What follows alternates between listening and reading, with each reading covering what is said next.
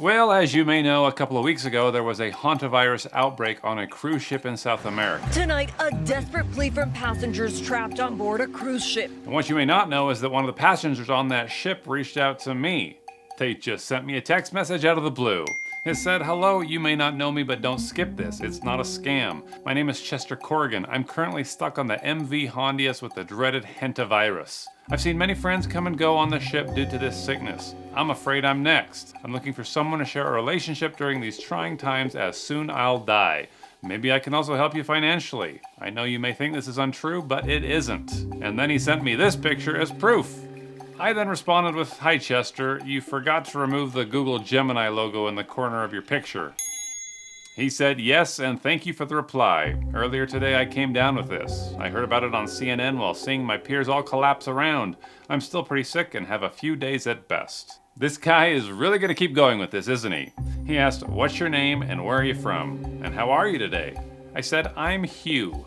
He said, "OMG, you were joking, right? My friend I made while shipping passed away and his name was also Hugh." I said, "How'd you get this number?" "Hugh, as you can tell, having this sickness is very hard on me. I've been contacting random numbers in hopes of someone to be a friend. You were the first to reply, thanks." He then proves it by showing all the random texts he's been sending out. He says, "I'm probably going to bed soon. The hantavirus is getting pretty bad tonight and I need to sleep it off." I gotta say, he looks pretty good for someone suffering with a hantavirus. He says, "I want to tell you, Hugh, my wife has been on a trip for the past 30 days in China going on a missionary trip. They've got no internet up there and I haven't been able to talk to her. She is set to return the 11th of May. I'm not sure if she even knows about the pandemic or worse, that I have it. I want to entrust you that if I ever pass away before she comes back from her trip, that you break the bad news, okay?" I'm like, "Sure, Chester."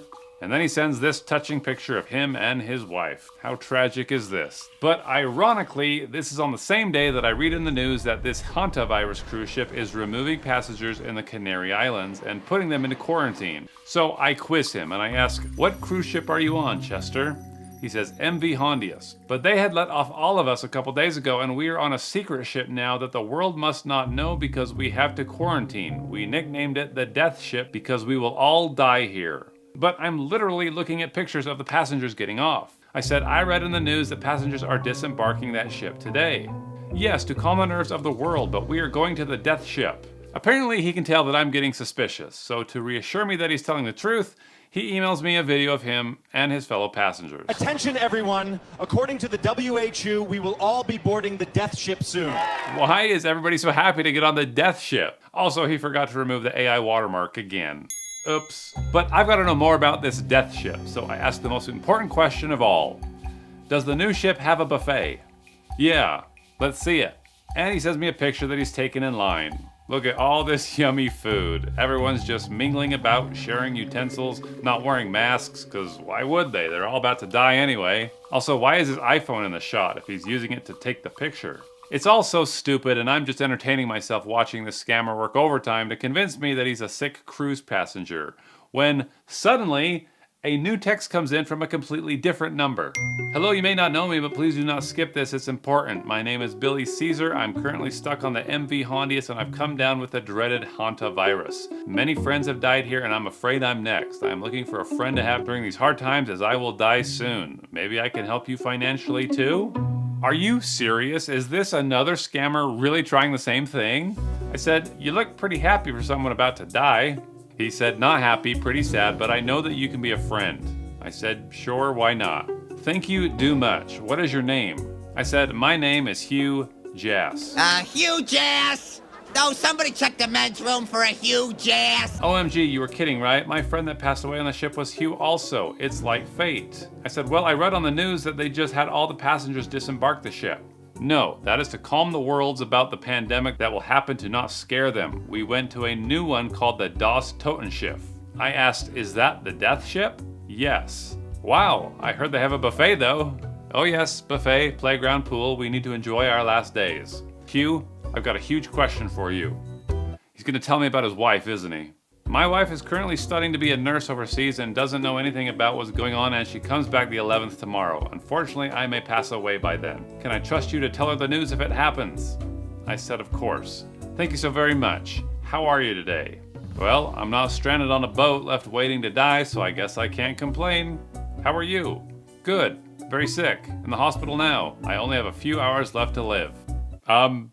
How's that good? Look, you are the best friend I've had lately, and I want to put you in my will. Do you want to be? I'm pretty rich and will supply you for agreeing to help me in these trying times. Wow, this poor guy just needs a friend to be with in his final moments. If only I knew someone on that ship that I could introduce him to. I said, well, I have a friend on that ship that you can reach out to. His name is Chester. Who? Chester what? Are you making a joke with me? Nobody have named Chester on here. I thought, sure there is. I sent him a screenshot of Chester's text to me. Billy said, block him now. We don't play on this ship. Who the f is this? I said, that's Chester. Scammer, black him immediately. Block Gim. Uh-oh, Billy the scammer seems to be facing some competition. So I go back to Chester, who's been telling me the same thing about how he's a rich banker looking to give away his wealth before he dies. He says, I am coming down with hantavirus bad. Doctors gave me 5 hours. I have nobody, so I can talk to you. I say, do you know Billy Caesar? Apparently he's on that boat you're on. He says, are you joking? Is he your friend? I said, he texted me this morning. I do not know him. Don't listen to him. He's probably a scammer. Okay, so they're both accusing each other of scamming. How am I gonna know who the real scammer is? So to get to the bottom of this, I set up a group chat with both Chester and Billy and I say, hello guys, I'm starting a group message. Both of you say you're on the death ship. Who's telling the truth? Chester pipes in and says, Hugh, block him. I'm like, so Billy is the scammer?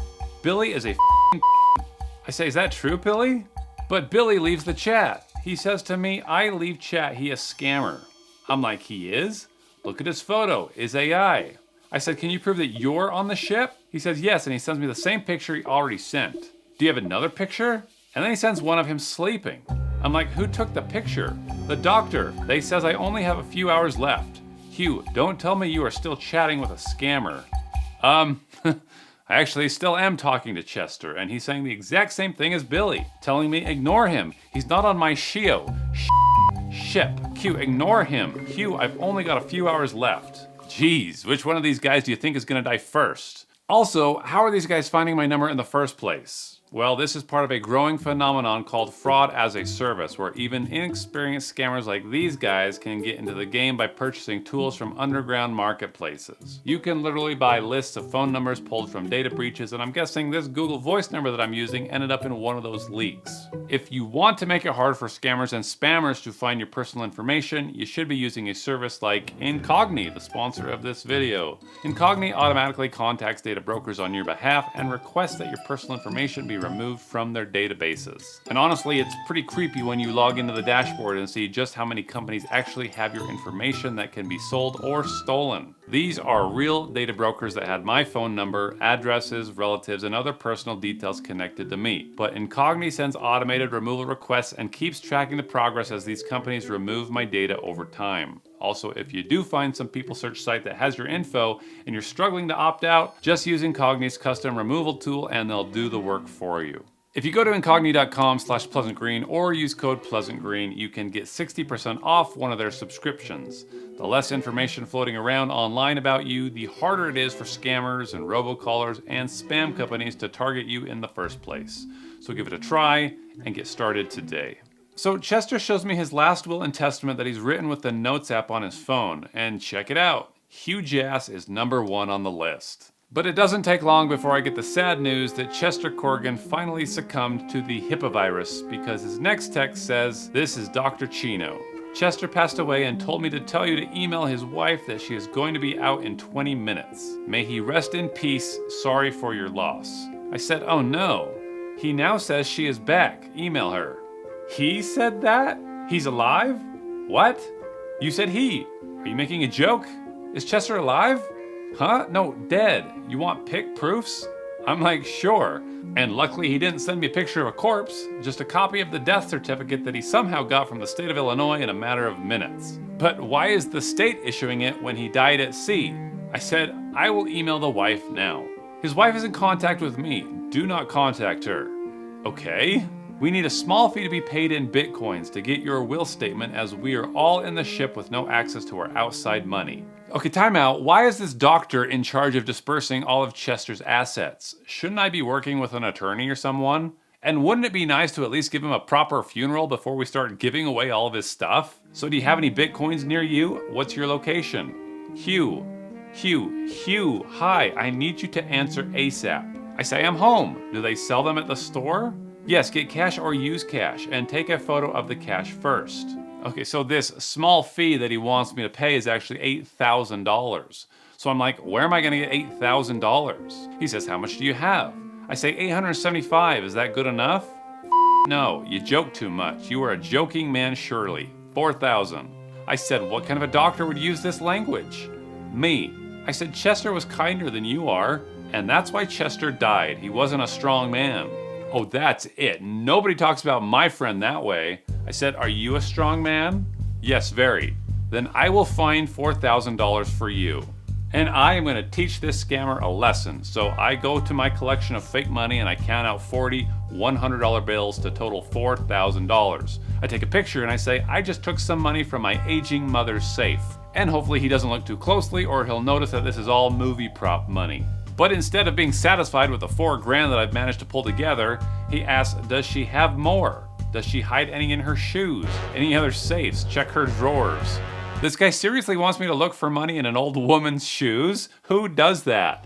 But I decided to let him think that it was a good idea and I add a couple thousand more to the pile. And then I take another picture. And this has got to be the most excited this scammer has ever been because he starts acting like a dog watching someone open a package of bacon. Okay, put it in machine. Go to the closest one. You have 2 minutes. Speed if you need.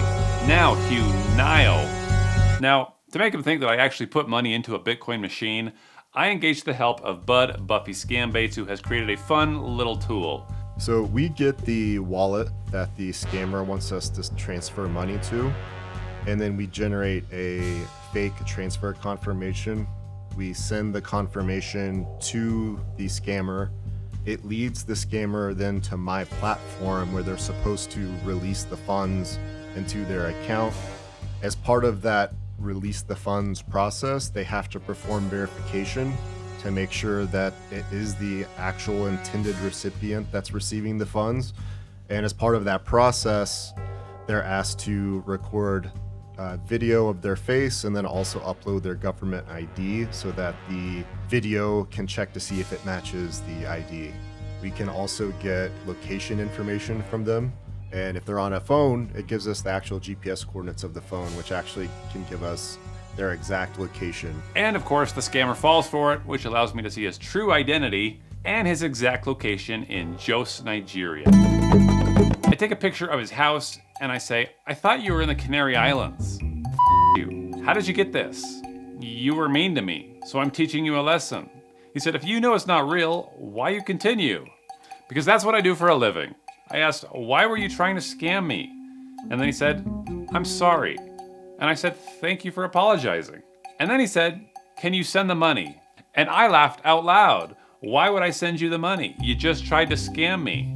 But I will buy you dinner if you tell me where you got my number. And he actually opens up and he tells me everything. He says I bought it on the dark web, which they sell scripts and stuff. This script came with a combo list of numbers that have been scammed before. And what you are seeing here is the very script that Chester bought and sent to me. And it's likely the exact same script that Billy was reading off of as well. It has every stage of the scam basically written out for you. And this is the list of numbers that it came with. And sure enough, it had one of my Google Voice numbers, which just goes to show you what can happen if your data is involved in a breach. Chester paid 33,000 Naira for this list, which is about 25 US dollars. And then he just went down the list of numbers sending out text until someone finally responded. Probably the only true part of his story. I asked, has anyone fallen for this cruise scam? He said, you are the first I've got to contacted to. And I laughed and I said, it's a pretty stupid scam. And I ended up sending him 20 bucks in Bitcoin because I'm a nice guy who appreciates when people do nice things for me, like reveal their secrets so I can educate others. But then I blocked him. And then, at this point in the story, I get a text from Billy's number. You remember him? Well, the reason that he's been quiet is because he died.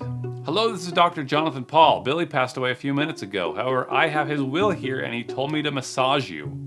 And I respond, like a back massage or a foot massage? And he doesn't know how to respond. I say, well, are you going to ask me to pay you in Bitcoin for the clearance fee?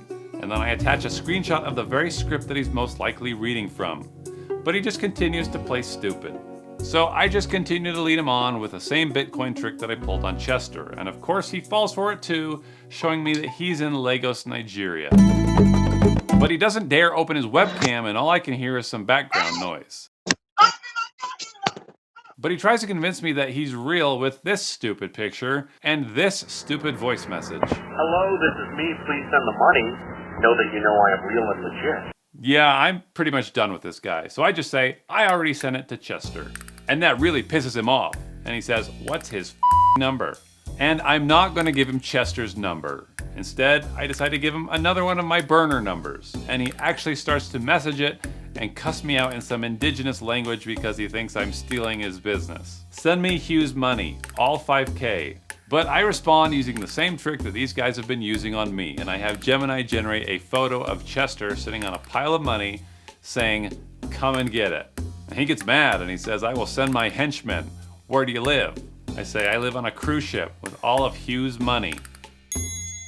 And all he can say is, go kill yourself. And that was the end of that. But I hope this example gives you a look into how these scammers operate and how some actually make a living by selling their secrets to other scammers, even when those secrets are as ridiculous as this one. I'm sure there's going to be some other strange world events in the coming weeks and months that scammers will try to capitalize on, so look out for them, use your brain, and I'll see you in the next video.